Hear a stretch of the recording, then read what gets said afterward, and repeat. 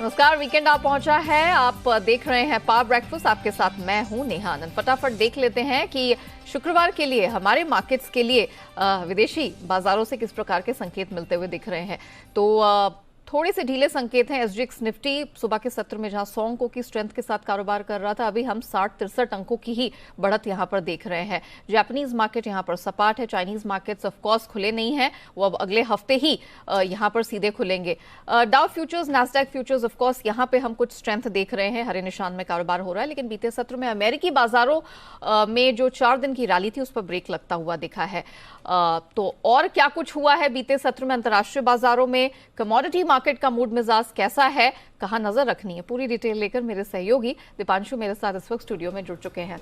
दीपांशु, जरा बताइए आज कहां कहां नजर रखनी है हमारे मार्केट्स के लिए। इंटरनेशनल मार्केट क्या संकेत दे रहे हैं, एंड कमोडिटी मार्केट में भी खासा एक्शन है। एब्सोल्युटली, और ब्रेक नहीं लगा है 4 दिनों की तेजी में, बल्कि रिवर्स गियर में कल हमने देखा अमेरिकी बाजार जाते हुए दिखे।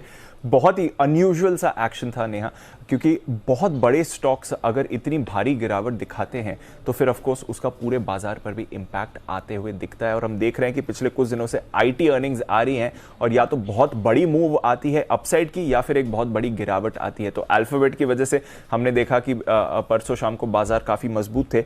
कल फेसबुक के नतीजों से हमने भारी गिरावट अक्रॉस मार्केट आते हुए देखी। तो पहले डाउ की अगर बात कर लें तो 520 अंक लुढ़क कर दिन के निचले स्तर पर बंद हुआ, पर नैस्डैक में ज्यादा गिरावट थी। 0.25% नैस्डैक कल फिसला है, और ये सिर्फ और सिर्फ फेसबुक की वजह से हुआ है। अब क्या हुआ, फेसबुक जो अब मेटा के नाम से जानी जाती है, इनके नतीजे कमजोर आए, आगे की गाइडेंस इन्होंने कमजोर दी है, यूजर बेस पर अब सवाल उठ रहे हैं, और एप्पल ने इनकी एड ब्लॉकिंग की वजह से $10 बिलियन के रेवेन्यू का हिट हुआ है। तो इस के बाद काफी सारे डाउनग्रेड्स आए और शेयर में हमने 26% की गिरावट देखी।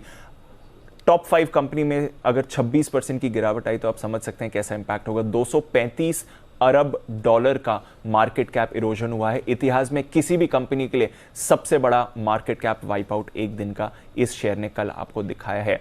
तो इसकी वजह से हमने देखा बाजार पर प्रेशर बना, क्योंकि मेटा गिरा तो बाकी फिर जो आईटी स्टॉक्स थे वो भी ट्रेड में कमजोर थे। ट्विटर में 5% की गिरावट थी, अमेजॉन नतीजों से पहले कमजोर था, बाकी आईटी स्टॉक्स में भी हमने देखा दबाव बना हुआ था। पर पोस्ट मार्केट फिर अमेजॉन के नतीजे आए, और यहां पर आपने दमदार नतीजे देखे। उनकी जो प्राइम सब्सक्रिप्शन सर्विसेज हैं वहां पर उन्होंने अपने रेट्स बढ़ाए हैं। तो पोस्ट मार्केट रैली में आप देख रहे हैं कि इस समय अमेजॉन 14% ऊपर है। तो इसकी वजह से आप नैस्डैक फ्यूचर्स को संभलते हुए देख रहे हैं। तो बहुत ही मुश्किल है ये एक्शन समझना, क्योंकि सिर्फ और सिर्फ नतीजों के दम पर, और ये बड़ी कंपनीज, अगर आप भारतीय कॉन्टेक्स्ट की बात करें तो रिलायंस इंडस्ट्रीज या एचडीएफसी बैंक या फिर एसबीआई, इन जैसे काउंटर्स में अगर आप एक एक दिन में 20% की मूव्स देखेंगे तो आप इमेजिन कर सकते हैं बाजार का क्या होगा। तो एग्जैक्टली यही आपने कल अमेरिकी बाजारों में होते हुए देखा। डेटा की बात करें तो साप्ताहिक बेरोजगारी दावे करीब 2,40,000 पर आए, जो कि अनुमान से थोड़े बेहतर थे। आज ऑफकोर्स ऑल इंपॉर्टेंट जनवरी महीने का जॉब्स डेटा आने वाला है, तो वहां पर थोड़ी नजर है। बहुत ही वेरिड अनुमान है, कुछ कह रहे हैं 1.5 लाख जॉब्स जुड़ी हैं, उसके सामने कुछ अनुमान कह रहे हैं 4 लाख जॉब्स कम हुई हैं। तो देखना पड़ेगा एग्जैक्टली क्या ये फिगर आता है। यूरोप की बात करें तो उतनी भारी गिरावट नहीं थी, पौंड से 1.5% की आपने वीकनेस देखी। बैंक ऑफ इंग्लैंड ने लगातार दूसरी बार रेट्स बढ़ाए हैं, 25 बेसिस पॉइंट से रेट्स बढ़ाए गए हैं। 2004 के बाद 2 बैक टू बैक हाइक्स यहां पर देखी हैं, पर उसके सामने यूरोपियन सेंट्रल बैंक्स ने दरों में कोई बढ़ोतरी नहीं करी है। जो एक स्टिमुलस कम करने का प्लान था वो उनका चल रहा है। तो 2 डाइवर्जेंट पॉलिसीज आई हैं, ये भी बाजार पर इंपैक्ट करती हुई आपको दिखी।